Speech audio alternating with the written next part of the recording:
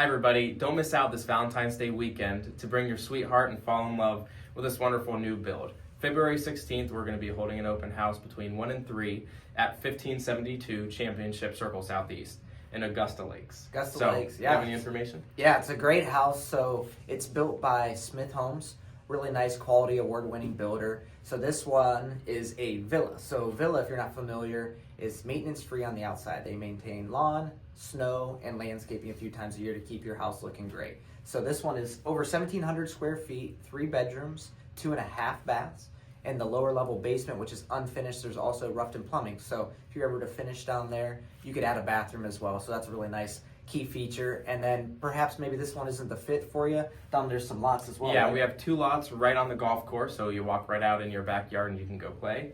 And then a couple more I can sneak out there. Yeah, and play right, I on would them. as well. And those are 2 villa lots as well. And then there's also 2 single-family lots as well, where you could build a single-family home that isn't a villa. Awesome. So come out, see us this Sunday, February 16th, between 1 and 3 p.m. Don, what's that address one more time? Yep, 1572 Championship Cir Southeast. See you then.